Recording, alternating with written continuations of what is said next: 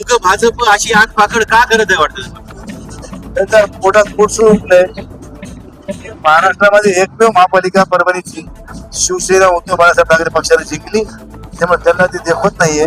अरे बाबा, परभणी जिल्हा हा शिवसेनेचा बालेकिल्ला आहे. 1989 पासून आजपर्यंत परभणी जिल्ह्याने खासदार आमदार या ठिकाणी सतत निवडून दिले. त्या परभणी जिल्ह्यानं पहिला महापौर सुद्धा या ठिकाणी केला आहे. आणि मुस्लिम हिंदू हे विषय नाही ना. तुम्हाला अचलपूर मध्ये अकोट मध्ये सगळे कळलं जमायला लागले. त्यामुळे आपला भारुंबी पाठिंबा जमायला, तुम्हाला मधून बी जमायला आहे. आणि तुम्हाला आम्ही केलं, तुम्हाला ते कोण नका. म्हणजे आपलं घ्यायचं झाकून दुसऱ्याचं बघायचं वाकून, हे धंदा भाजपच्या पूर्वीपासूनच आहे. तरुण मुस्लिम चेहरा आपण दिला, काय यामागचं गणित आहे आणि काय भावना आहे? मुस्लिम चेहरा आम्ही फक्त सक्षम कोण आहे हे बघण्यात आलं. सक्षम चेहरा आम्ही दिलेला आहे. या परभणी शहरातून जातीवाद नष्ट करून विकासाची गंगा आणण्याच्या संदर्भामध्ये आम्ही प्रयत्न करणार आहोत. आणि शेवटी तुम्ही जसे म्हणले की बा जातीय व्यवस्था सुद्धा किंवा एक स्टेबल राहावी, यासाठी पुढच्या वेळेस आम्ही निश्चितच हिंदू महापौर सुद्धा देण्याचा प्रयत्न करू. आपण छत्रपती संभाजीनगर पाहिलं, मुंबई पाहिलं की मुस्लिम नगरसेवक एकीकडे दिसत होते, हिंदू नगरसेवक. पण इथे जी किमया आहे की हिंदू मुस्लिम एकत्र दिसले, त्याचं काय विषय म्हणतात? सर्व धर्म समभाव ज्याला म्हणलं जातं, ज्याला आपला देश संपूर्ण जगामध्ये प्रचलित आहे, ते खऱ्या अर्थानं परभणीमध्ये सुरुवात झालेली आहे. जातीपातीच्या राजकारणापासून आम्ही सुरुवातीपासून कोसो मैल दूर आहेत.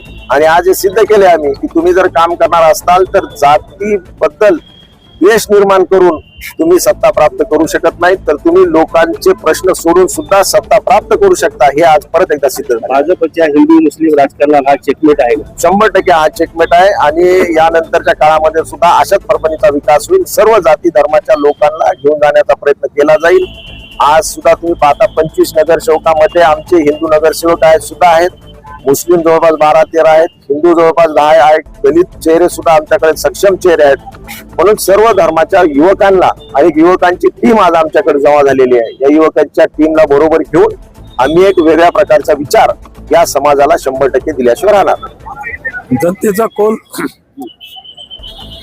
जनतेने मांडीन आमच्या बरोबर दिलेला होता आणि आम्ही त्या पद्धतीनं सभागृहामध्ये प्रदेश काँग्रेस कमिटी आणि शिवसेना उभाटा आमची शहरात पहिल्यानं युती होती, सोबत आम्ही लढलो. आणि प्रदेश जसं सांगते त्या पद्धतीनं आणि दोन्ही उपमहापौर महापौर झालेत, त्याचा मनस्वी आनंद आहे काँग्रेसमध्ये. दादा, काय आता एक विकासाचा धोरणात्मक गोष्टी आहे, आपण अनुभवी आहात, याच्या पुढे कशी वाटचाल राहील? एकंदरीत दोन्ही पक्ष एकत्र मिळून काम करतात, सगळे मिळून करताल, आम्हाला त्यांना मार्गदर्शन करत राहून. गणेशराव आज उपमहापौरपदी गेले, आपला वारसा आहे राजकीय सामाजिक सगळं, एक राजकीय नेता म्हणून, एक वडील म्हणून, त्यांनी केलं काय सांगाल? काय कशी भावना आहे? मुलाचा आनंद वडिलाला असतेच, त्याच्यात काय सांगायचं?